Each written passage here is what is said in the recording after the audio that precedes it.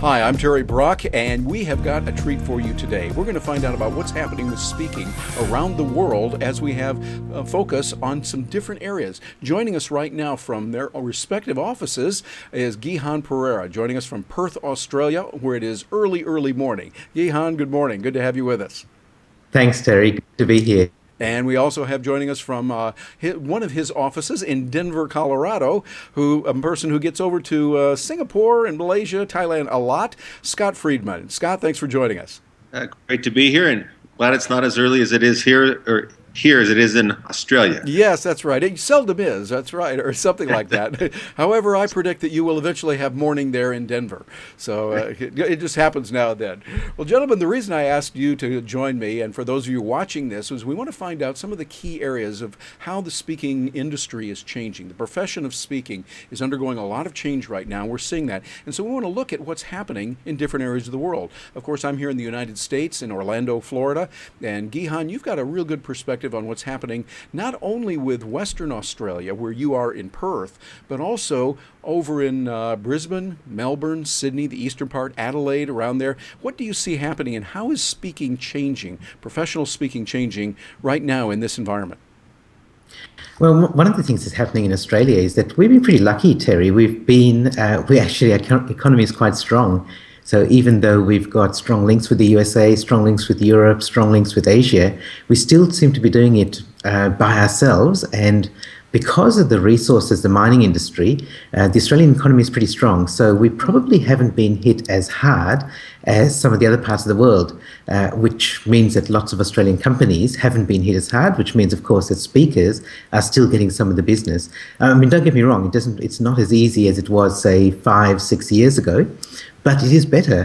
And particularly in the speaking industry, I think there's been a bit of a lift recently. I reckon about 2008, 2009, there were companies who were losing conferences and cancelling conferences and doing a lot of in-house speakers instead of getting paid external speakers.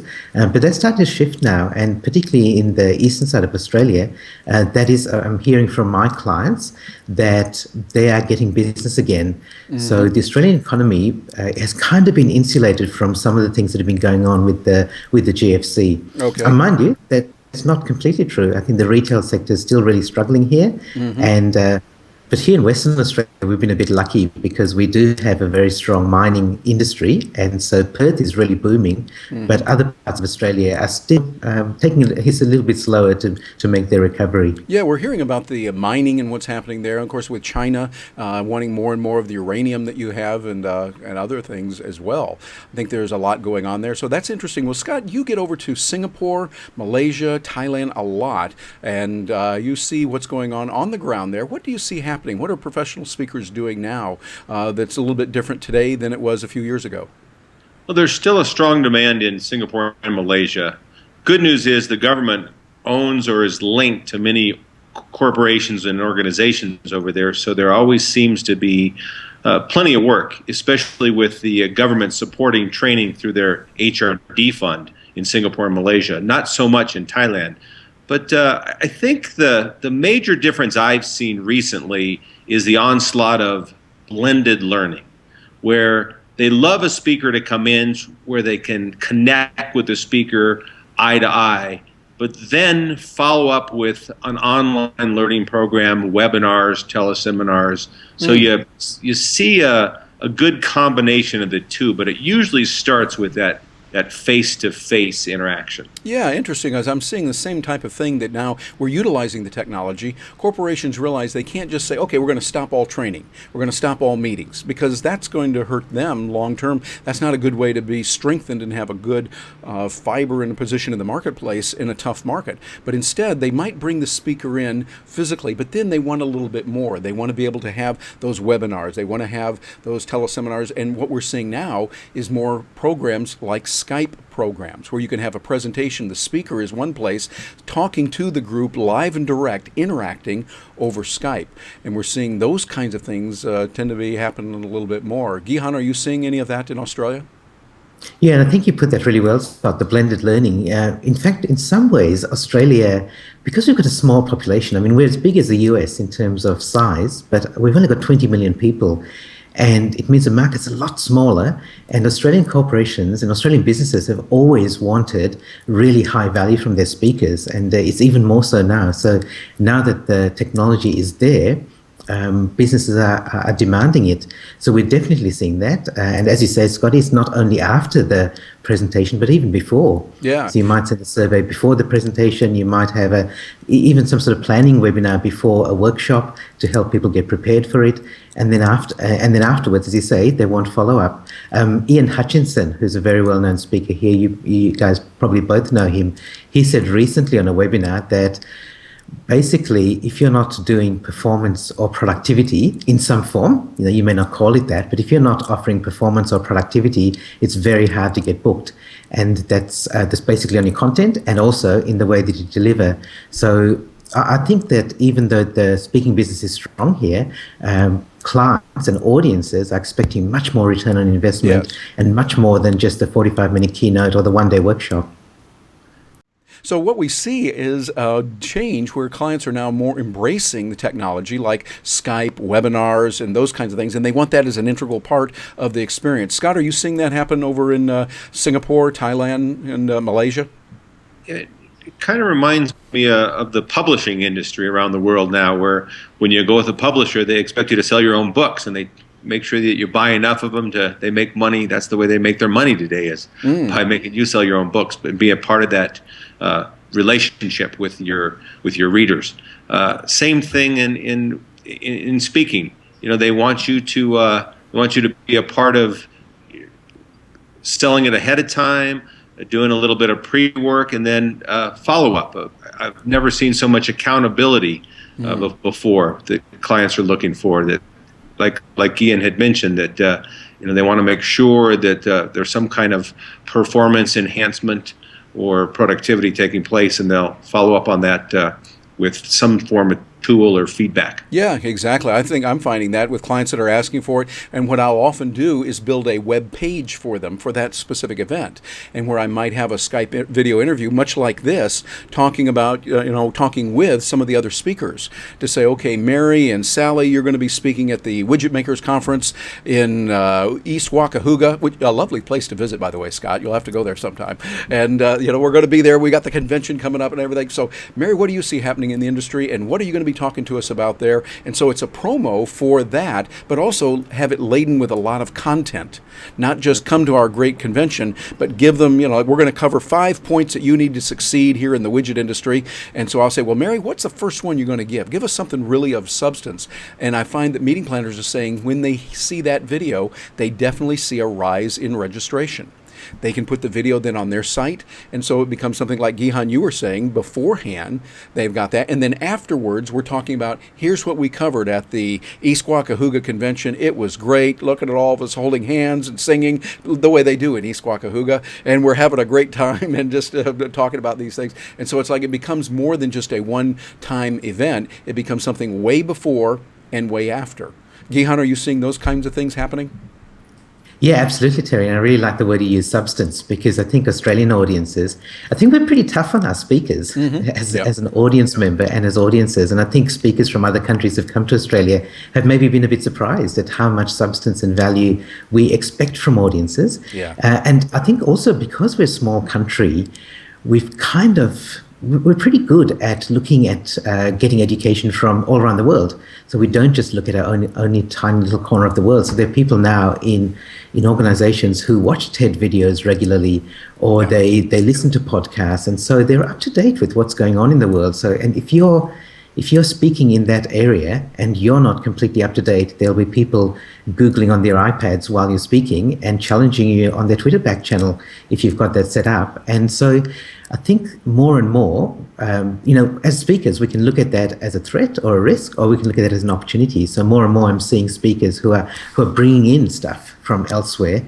and it's not just their own unique material, but it could be also their unique view on other people's material and their perspective on a TED video or a Seth Godin podcast, blog post or something like that, and then bring that in, and that helps as well, because it helps to make everything else that they're seeing or reading or watching more relevant and more meaningful to their particular situation. So, yeah, I think that in Australia, speakers have to be much more than just themselves and just their one isolated topic or one isolated presentation. It's got to be bringing other things as well with real substance. Definitely. It's one of the things I've seen here in the United States. We'll say, hey, get rich in your niche. And we'll say, or as they'd say in Europe, your niche. But it's we niche and you're rich. Sounds better. It rhymes. Scott, don't you think that rhymes better right there as an American? Yeah, as opposed to get rich in your niche. Yeah, and it doesn't work. But I think the key is I find that in Australia you become more diversified. You do have a lot because you have to with a smaller company. In the United States, we could do that, I think, in the past. But we do see those kinds of comparisons that are going on. Scott, are you seeing that also where they're looking at a more global view over in Singapore, Thailand, and Malaysia? Yeah, I think it's consistent around the world, whether it's here in America or over in Asia. One of the major trends I've seen recently is the TED conference. Mm-hmm. that 18-minute. If you can't say it in 18 minutes, then you can't say it. That you see a lot of speaker groups or companies, association meetings embracing that style. And now I've heard from speaker bureaus that's their go-to place now to find speakers is to go through the TED site and see what's new out there. Mm-hmm. So we really need to be able to say it as fast as possible and really point and across and have the necessary content. Yeah, and to that point, I see the same thing with videos that we do. I tend to like to put out a lot of content, and I would interpret quality as a 30 to 45-minute video. The challenge is people don't watch that, even though I produced it. I mean, can you figure that? Can you believe that? Just because I produced it, they should see it. But I guess they've got other ideas and other things to do than watch my videos. So keeping them short, we're finding 3 to 5 minutes on YouTube and being packed with information and short and concise. But sometimes there's also a place for those longer videos. Gihan, you do a lot with videos and screencasting. You've got some excellent material. And by the way, please give us your website where we can find some of that information with your Guru Network. What is that website we can go to? Yeah, the main place is gihanperera.com. And spell that for us, please. It's GIHANPERERA.com. And you're right, Terry, with my public run public webinars. I run 2 a month, and they run for about 30 minutes to 40 minutes each. And for that, I take the recording and put that on YouTube because it's public, so it might as well go on YouTube. And as you say, it's just a screenshot, so you can see the screen and you can hear my voice. And I've been resisting this video. I must admit, Terry and Scott and everyone watching, that I've been resisting the idea of doing video. I think I've got one of those faces for radio, but I want to do more video, and for exactly the reason that you said, Terry. So just a 2 to 3, maybe a 5-minute video clip of me just talking about one of my points, and it's 99% value, and then just mention my website at the end. Yeah. And the more that I do that, the more that bureaus and meeting planners and conference organizers will be searching and will find that, and they'll see something of me in action. Yeah, I think that's the key, and I think it's a combination that we need to have the 3 to 5 minutes or something real short that grabs our attention. We go, ooh, I like this guy. And then we say, okay, we've got this 30 to 45-minute content-rich material here that you block in time and you say, okay, we're going to do that. And a lot of companies can say, that will be our Monday morning meeting. So we've got an hour and a half for the Monday morning meeting, and they can sit down and watch a video where they really learn some content they need and be able to do that. Scott, what role do you see technology playing in those countries of Singapore, Thailand, and Malaysia? What kind of things are you seeing happening with technology there? Well, again, I think it's very consistent around the world. I look at what Mark Sanborn and Larry Winget and Bob Berg and Sally Hogshead did with that Year of Success. Yes, very good. And they're doing that 3 to 5 minute video again. Really, the lesson, just the quick lesson, fast, and then you're on for the next day, basically. Mm-hmm. So I see that we used to say, well, that's Terry Brock does that kind of stuff. I mean, it'll never become mainstream. Yeah. He's a freak of nature, that Terry We've Brock. known that, yeah.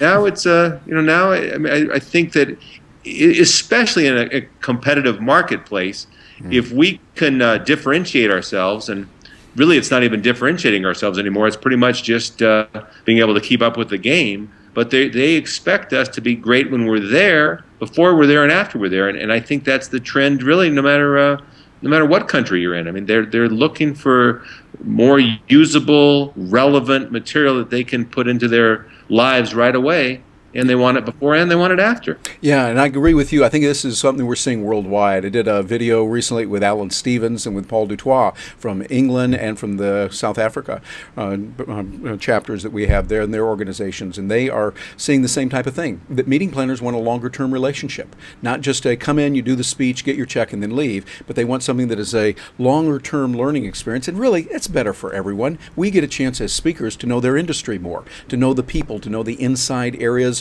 where they're hurting, where they need help, and where we can bring that to play in maybe not our keynote, but we find it 2 weeks later. Well, we bring it in on the webinar that we're going to do 2 weeks later, or that Skype presentation we're going to make available, or right now we're seeing live streaming. So what we can do is then create a program that is available, say, every Tuesday at 3 o'clock Eastern Time, but of course it's recorded, and now they have access to that where we can deal with it, and be able to bring in Skype presentation with two people like I'm doing with you right now, but also broadcast that live and have it later available on demand. Really leveraging technology to the fullest. We're seeing those kinds of things happening. So I think there's a lot going on. Gihan, what were you going to say? I was just going to add another point too, and you've actually brought this up earlier, and I think a lot of speakers and a lot of business owners look at video and a lot of the things we're talking about as a way of generating leads, so getting people who've never heard of you to then get in touch. But I think it's a really powerful tool for converting those leads as well. And you said, Terry, that you use video to take video of people before the conference, before the event.